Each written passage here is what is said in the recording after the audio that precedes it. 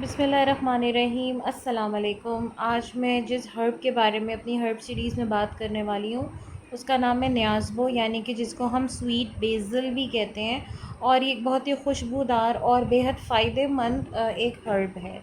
और मैं आपको ये भी बताती चलूँ कि कुरान और हदीस में भी इस पौधे को रेहान के नाम से पुकारा गया है। इसको जन्नत का पौधा भी कहा जाता है। और हमारे आखिरी नबी हज़रत मोहम्मद सल्लल्लाहु अलैहि वसल्लम ने भी फरमाया है कि अपने घर में आपने इस पौधे को लगाना है बरकत के लिए, खुशहाली के लिए।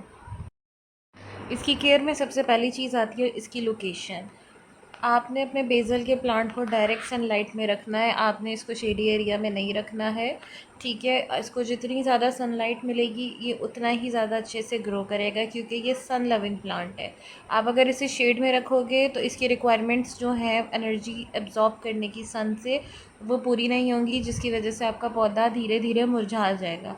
इसलिए आपने इसे फुल सनलाइट में रखना है। और अभी तो मानसून का मौसम है, तो ये और भी अच्छे से ग्रो करेगा अगर आप इसे अच्छी बारिश में और अच्छी सनलाइट में रखेंगे तो।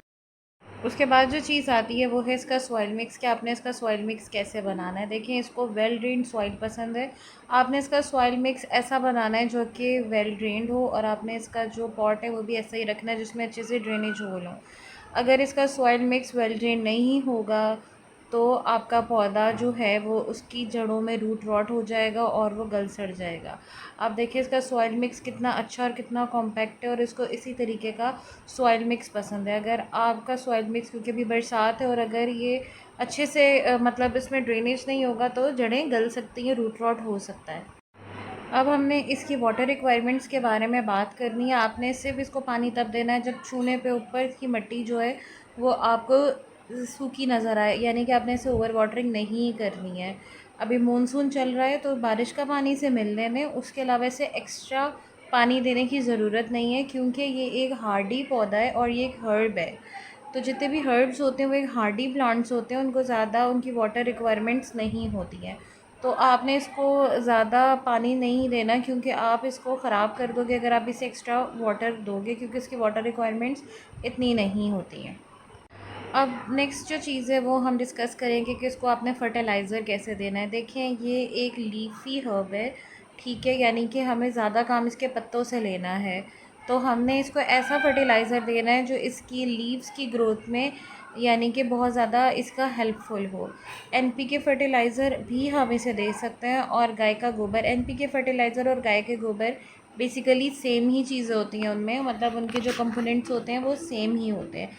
तो आपने इसको हर महीने 2 के बाद आपने जो इसको गाय का गोबर की या तो खाद दे दें, या फिर आप इसमें 2 3 4 5 दाने जो हैं वो एनपीके फर्टिलाइज़र के डाल दें तो भी बेस्ट है। क्योंकि मैं एनपीके फर्टिलाइज़र इसलिए रिकमेंड करूँगी क्योंकि एनपीके फर्टिलाइज़र लीव्स की ग्रोथ में बहुत ज़्यादा मददगार साबित होता है। तो आपने क्या करना है कि आपने इसको अच्छे से एनपीके फर्टिलाइज़र देना है, और वो भी आपने महीने 2 के बाद। बहुत जल्दी जल्दी फर्टिलाइज़र देंगे तो आपका पौधा जो है वो मुरझा जाएगा, क्योंकि ये एक हार्डी प्लांट है, तो इसको इतनी ज़्यादा हमने फर्टिलाइज़र अपनी रिक्वायरमेंट के हिसाब से लेनी है, क्योंकि हमने इससे बहुत ज़्यादा लीव्स को हार्वेस्ट करना है। अब हम बात करेंगे कटिंग और प्रूनिंग की, कि हमें कब इसकी कटिंग और प्रूनिंग करनी है।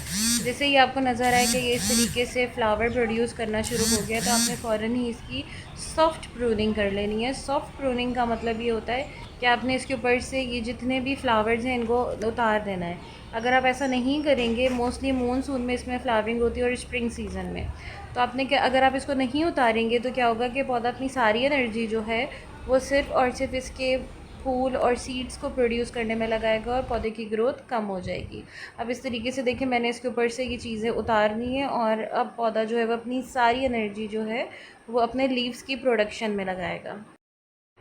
इसके अलावा भी स्वीट बेज़ल और न्याज़बो के बहुत ज़्यादा फ़वाइद हैं। जैसे कि अगर आपके मुंह में छाले निकल आए हैं तो इसकी कुछ पत्तियां खाने से आपके जो मुंह के छाले हैं वो ख़त्म हो जाते हैं, मैदे में गर्मी भी ख़त्म हो जाती है, और भी मेडिकेशन में इसके बहुत सारे फ़ायदे हैं। ये बहुत ही आसानी से ग्रो होने वाला पौधा है और बहुत ही लो मेंटेनेंस प्लांट है। आप इसको अपने घर में उगाइए, और इसको हम बहुत सारी डिशेस में भी इस्तेमाल करते हैं। और जो सबसे बेस्ट चीज़ ये है कि ये एक मॉस्किटो और फ्लाइज़ का रिपेलेंट है, यानी कि इसको लगाने से मच्छर और मक्खियाँ नहीं आते हैं। I hope you like my video. मैंने बहुत ही डिटेल में आपको न्याज़बो के बारे में इंफॉर्मेशन दी है, और ये मेरी हर्ब सीरीज़ का एक और हर्ब था। बहुत जल्दी मैं आपको हर्ब गार्डन टूर भी दूँगी। सो तब तक के लिए अल्लाह हाफ़िज़।